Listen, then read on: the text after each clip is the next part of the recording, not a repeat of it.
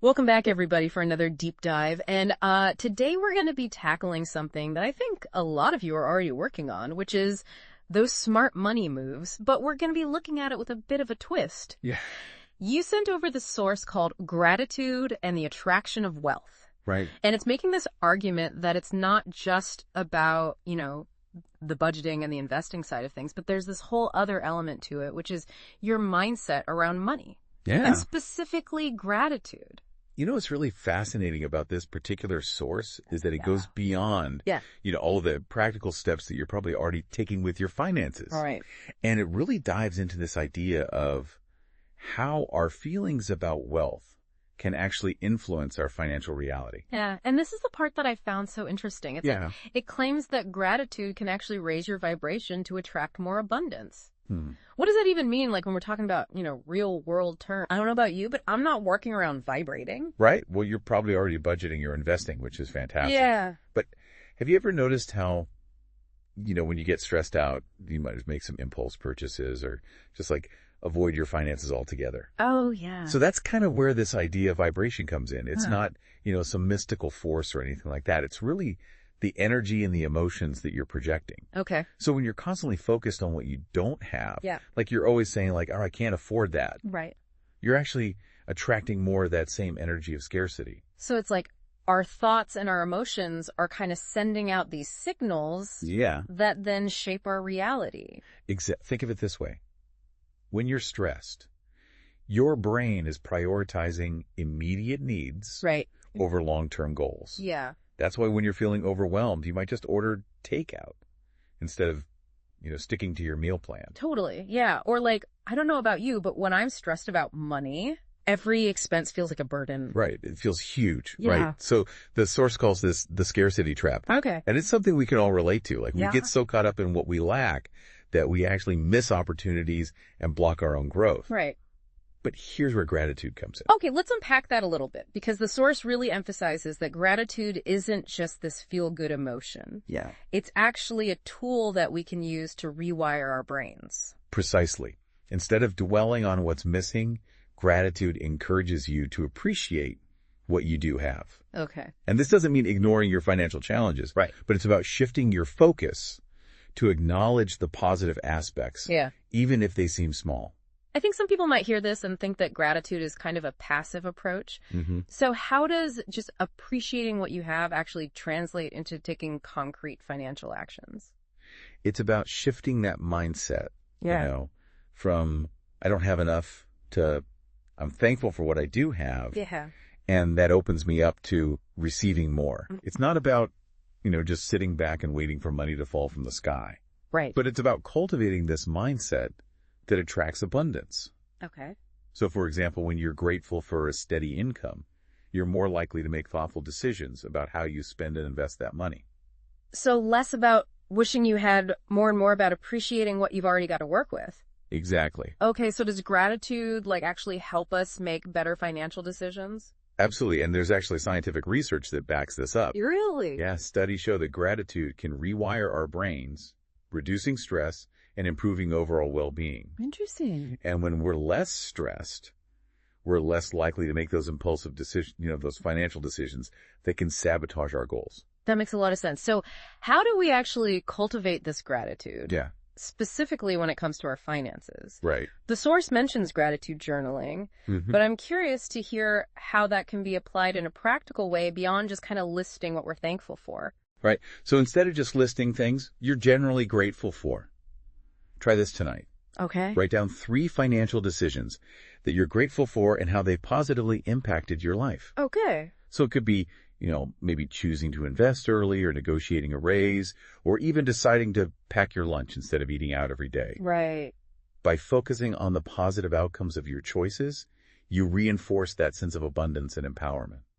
I love that idea. So it's about actively acknowledging the good choices that we've made and how they've contributed to our well-being. Yeah. What are some other techniques that the source suggests to kind of help us integrate gratitude into our financial lives? Another powerful technique is appreciating every purchase. Okay. We live in a world that often promotes spending guilt. Oh, yeah. making us feel bad for buying things we need or enjoy. Yeah. But what if we flip that script? Okay, I like where this is going. So instead of feeling guilty about spending money, we could actually be grateful for the ability to buy things. Exactly. Things that we need and want.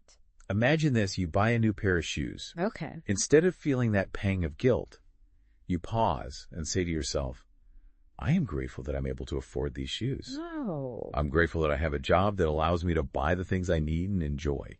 That is such a small shift, but I can see how that could really change the entire feeling around spending money. Right. It's like turning what could be a negative experience into this positive affirmation of your ability. And it ties back into that idea of raising your vibration. Right. When you approach spending with gratitude instead of guilt. Yeah. You're sending out that signal of abundance rather than scarcity. Really powerful. So we've talked about gratitude journaling. We've talked about appreciating our purchases. What else does the source have for us? One of the most fascinating techniques is visualization. It suggests spending a few minutes each day visualizing yourself, achieving your financial goals. I've heard about visualization being used for things like athletic performance or creative projects. Right. But using it for finances is kind of a new one for me. So what's the thinking behind that? Well, it's not just about daydreaming. Okay. Visualization is actually a very powerful tool that can help train your mind to see prosperity as attainable. Okay.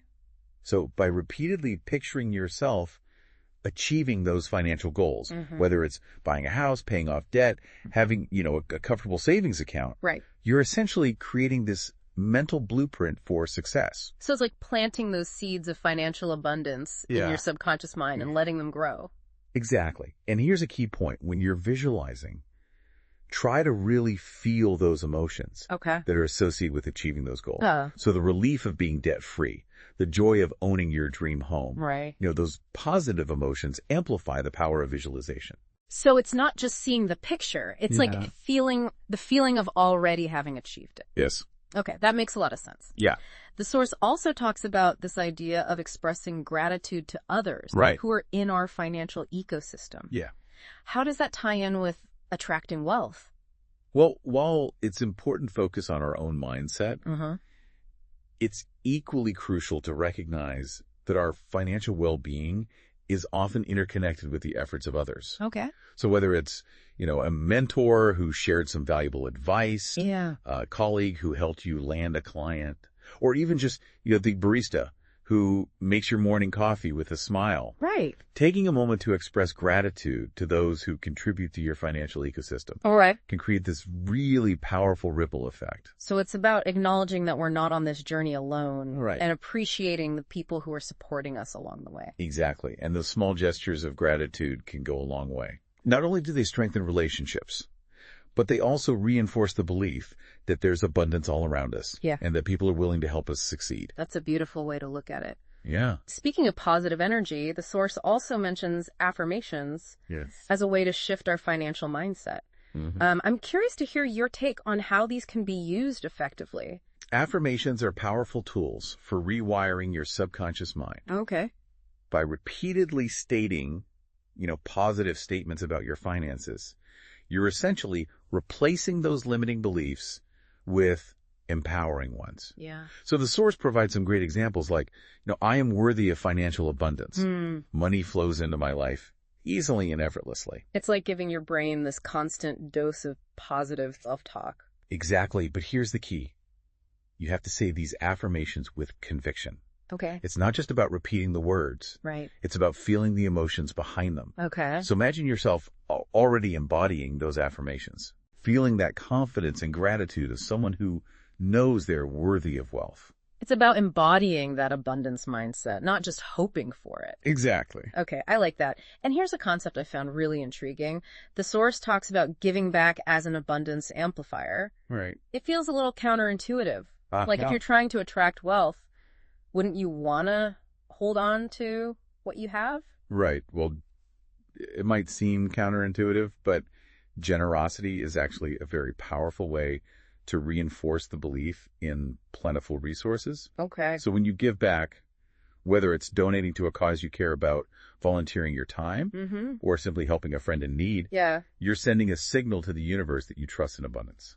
It's like demonstrating your belief in a plentiful universe by sharing your resources with others. Exactly. Without expecting anything in return. And while giving back shouldn't be done with the sole intention of receiving more in return, right, the act of generosity itself can create this powerful shift in your energy and attract more abundance into your life.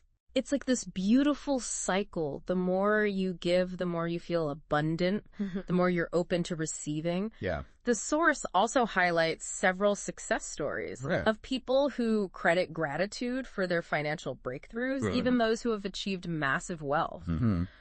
Why do you think gratitude remains so important even when someone has, quote unquote, made it financially? Well, it's easy to think that once you achieve a certain level of financial success, right, you'll automatically be happy and grateful. Yeah.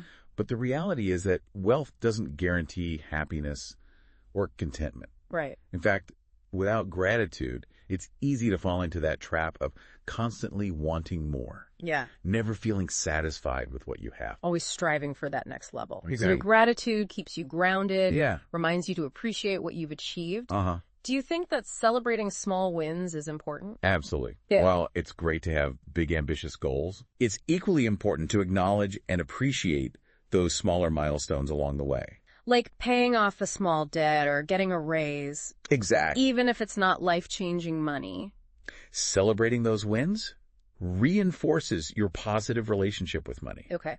And keeps the momentum going. Yeah. It's like giving yourself little rewards for progress, which can make the journey to financial abundance more enjoyable and sustainable.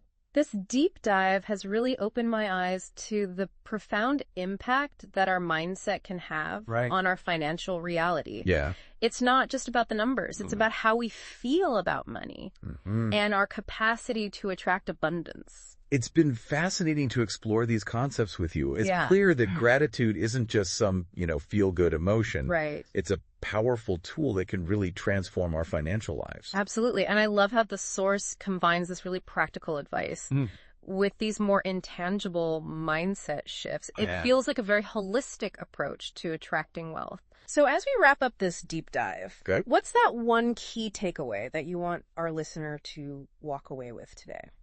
I think for me, the biggest takeaway is that gratitude isn't about, ignoring those financial challenges or pretending that everything is perfect. Right. It's about choosing to focus on the positive aspects of our financial lives, even when things are tough.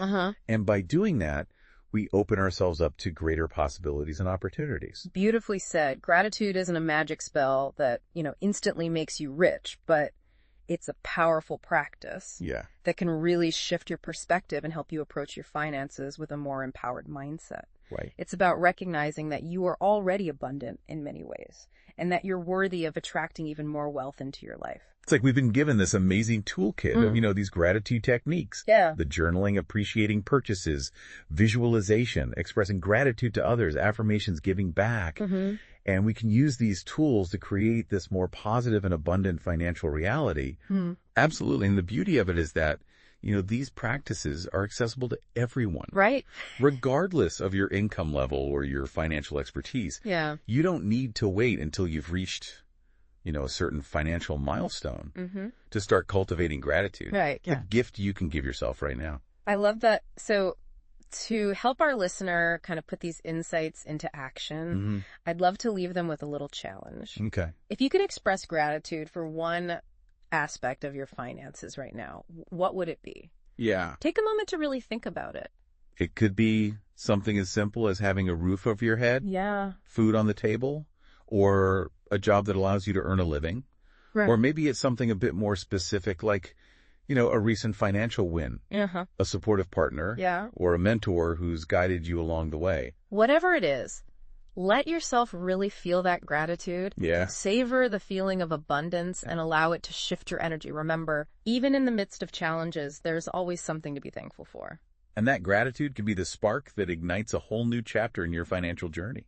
This has been such an insightful deep dive. Yeah, it has. I'm feeling very inspired to incorporate more gratitude into my own financial life. You too. Remember, cultivating gratitude is an ongoing practice. Right. It's not a one-time fix, but a lifelong journey of shifting your perspective and opening yourself up to greater possibilities. It is. So keep exploring this connection between mindset, and wealth. Keep practicing gratitude and watch as your financial world expands in ways you never thought possible. Amazing. Thanks for joining us for this deep dive into the power of gratitude and wealth.